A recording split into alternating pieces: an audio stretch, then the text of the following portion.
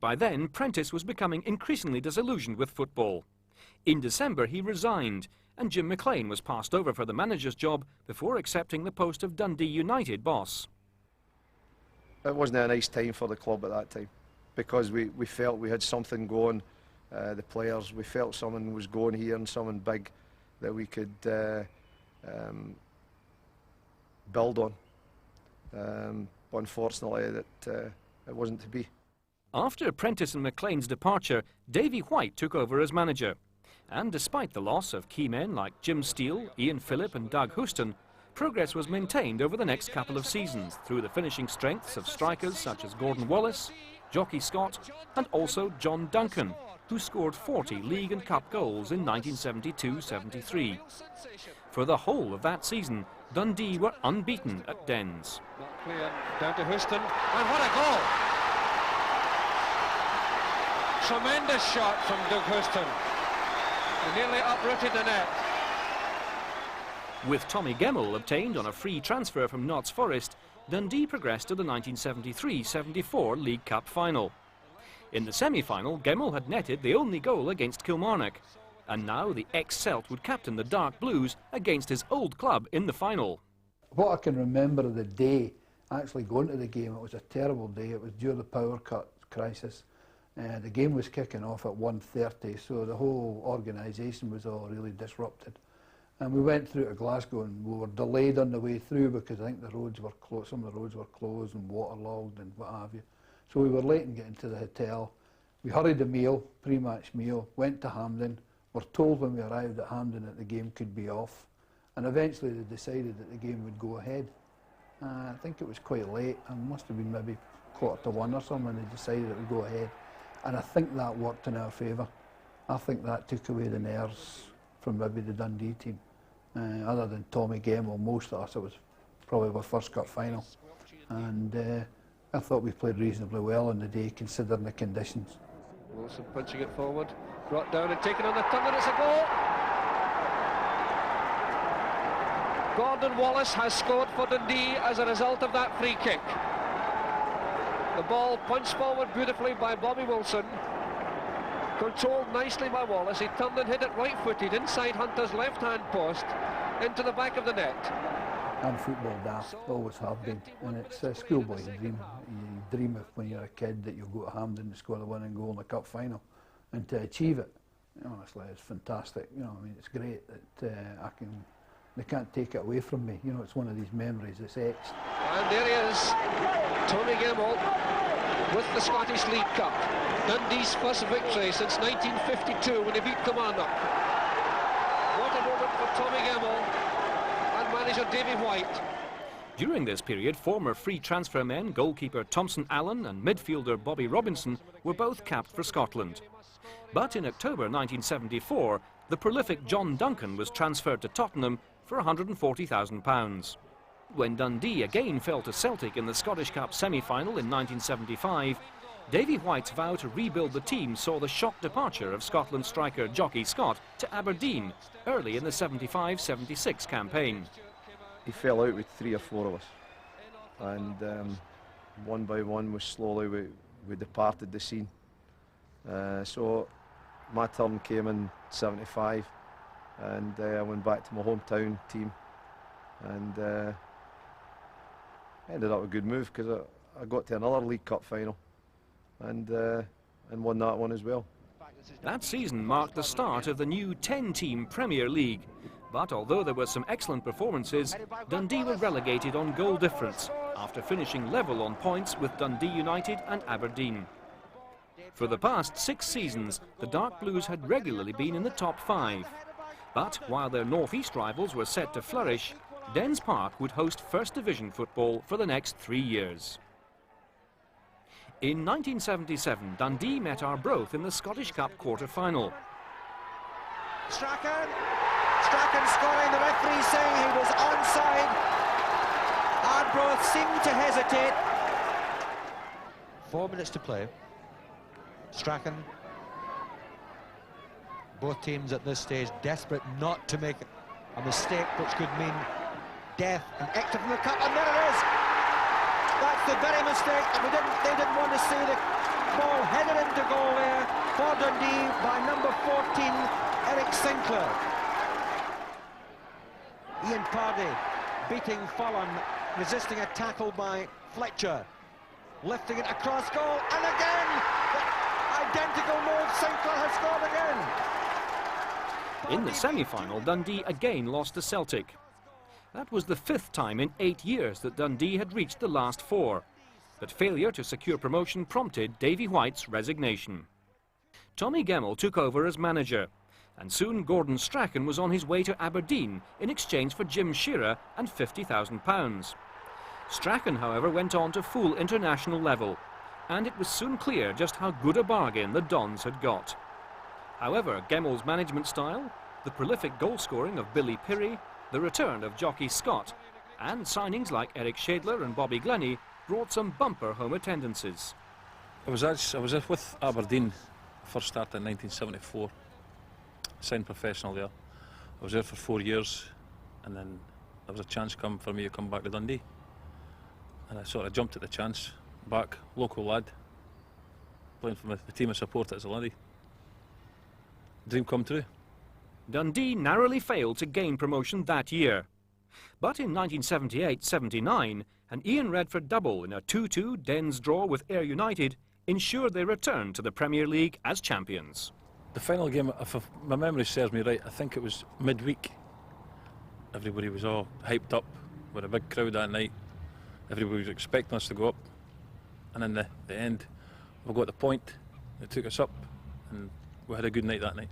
Dundee's 3-year nightmare appeared over, but they were never far from the relegation zone.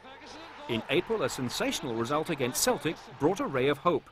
But relegation was merely postponed, the loss of 73 league goals a major factor in their demise. Fleming, it's a goal! It's a goal! Fleming has scored, it's 3-1. Ferguson, the shot, it's a goal! Sinclair makes it 4-1. Sinclair coming through, rounding Latchford, chips it out in front, it's in the net, it's a goal, it's 5-1, absolutely unbelievable. We came back down. I think one of the main reasons was we had the same team as we came up, and he bought 2 or 3 players that he thought would keep us in the Premier League, but it never worked out. Certain guys just didn't have it. A new manager was given the task of restoring Dundee's fortunes. Well, a new manager come in, Donald Mackay, and he tried new things, different approach to games, which we thought was working, but for the first 7 games we never got a point. And we thought, oh no, here we go again. But after the 8th game or so, we started picking up, and with a right good run in the season, we got to the League Cup final, and we got promotion. He signed players like Cammy Fraser, who was playing with Hearts at the time, and he was a good player. He settled things in, done well. This goal from Fraser against Ayr helped the Dark Blues reach the final of the Bells League Cup. In the final, Dundee would meet local rivals Dundee United in a 24,700 all-ticket game at Dens Park, the venue being decided on a toss of a coin, following the Scottish League's decision to play the match in Dundee. Glennie would captain Dundee, who after a 17-game unbeaten run were hopeful of success despite their first division status. The final that day, I think a lot of the players thought it should have been played at Hampden itself, but that's another story. But we played here, and everybody was hyped up. The day itself, all the supporters, both Dundee and Dundee United were here, and we were in the first division at the time, and it was the first time ever that the both clubs had been in a national final. It seemed to go that quick. You played 90 minutes, but it just flew in. It was like 9 minutes.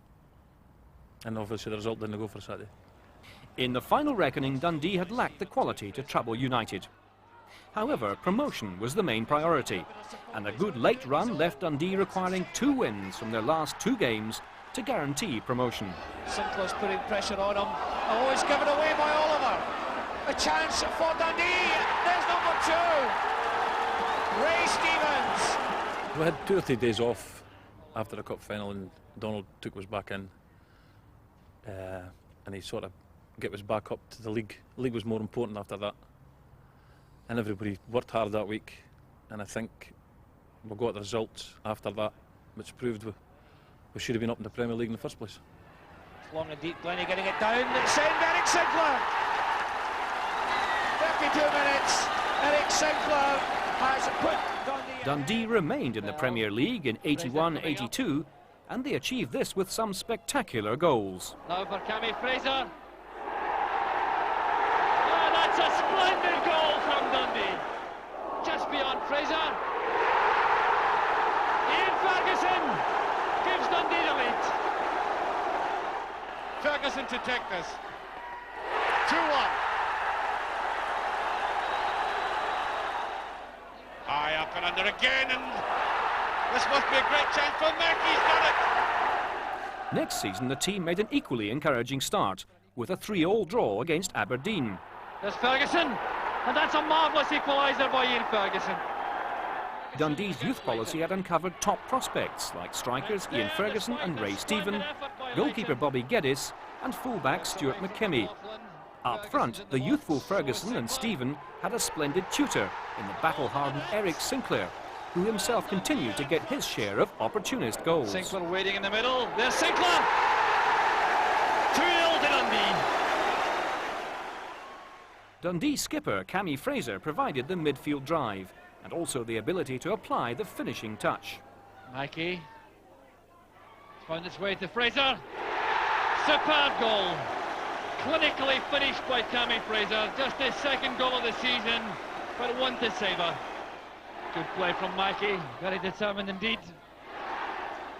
Chance for the cross, the near post ball. Cammy Fraser makes it 3-2.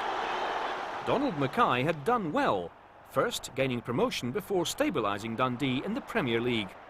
That term, the club had finished 6th, their best league placing in 8 years. Glennie. A picture goal from Bobby Glennie. But in December 1983, Mackay resigned after poor home form had convinced the Dens board he could take the club no further. Mackay's replacement was Aberdeen assistant manager Archie Knox. But after narrowly avoiding relegation, his hopes of rebuilding the side around Cammy Fraser and Ian Ferguson were dashed when they joined Rangers on freedom of contract. However, the £350,000 received from the Light Blues enabled Knox to make 8 new signings, the pick of whom were centre-half and captain John McCormack, a future Dundee manager, and the midfield trio of Stuart Rafferty, Robert Connor and John Brown.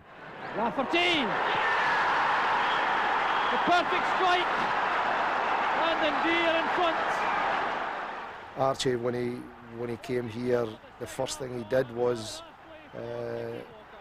he signed, I think, about 6 or 7 players from the first division, and they all turned out to be good buys. And we had a good team, and I was fortunate that I carried on after Archie and with the same players, and we did well. Archie was a very volatile character, I have to say that. I think if you speak to any player, he was a great motivator, very shrewd and tactically aware. But you know, I think at that time Dundee needed a really strong character. They'd been in the doldrums for quite a number of years, and they needed someone with real strength and determination to really grab them by the shirt collar and haul them up. And he started doing that. And a lot of the players they signed, people like myself and John Brown, and players like that, I think were aggressive type of players. And they also had people like Bobby Glennie. So we had a little bit of steel about our team, and Archie needed that. Here's Rafferty now in the break for Dundee. Ray Stephen is up through the middle. Well, it's a good change of pace from Rafferty. Here's Brown. And at the second attempt, John Brown makes it. And Dundee have snatched the lead. There was great enthusiasm at the start of the 84-85 campaign. And despite a poor start, the Dark Blues